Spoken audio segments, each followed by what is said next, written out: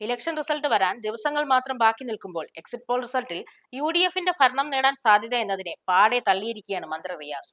കഴിഞ്ഞ 10 വർഷത്തെ ഭരണത്തിന് കടക്ക് പുറത്താണോ അല്ലയോ എന്നറിയാൻ ദിവസങ്ങൾ മാത്രമേ ബാക്കിയുള്ളൂ.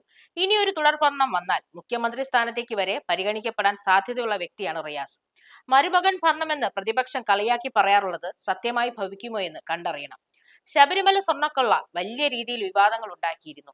വർഗീയ പാർട്ടികളുടെ പ്രചരണത്തിന് നമുക്കിടയിൽ സ്ഥാനമില്ല എന്ന് റിയാസ് ഊന്നി പറയുകയാണ്.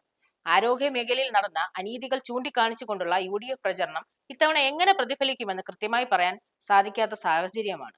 കഴിഞ്ഞ 10 വർഷമായി പാഠപുസ്തകം മുടങ്ങിയിട്ടില്ല, പെൻഷൻ മുടങ്ങിയിട്ടില്ല, നഷ്ടത്തിലായ KSRTC ലാഭത്തിലായി.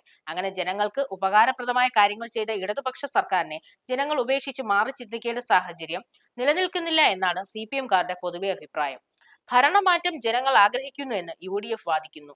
10 വർഷമായി ജനങ്ങൾക്ക് വേണ്ടി മാത്രം പ്രവർത്തിച്ച ഭരണമാണ് ഇവർ കൈക്കൊണ്ടതെന്നും അഭിപ്രായപ്പെടുന്നു. ഈ വരുന്ന മെയ് 5-ന് പിണറായിയുടെ മൂന്നാമത്തെ സർക്കാരിന് സത്യപ്രതിജ്ഞ കാണാൻ ജനങ്ങളോട് തയ്യാറാക്കിയിരിക്കാൻ പറഞ്ഞിരിക്കുകയാണ് ഇടതുപക്ഷ സർക്കാർ.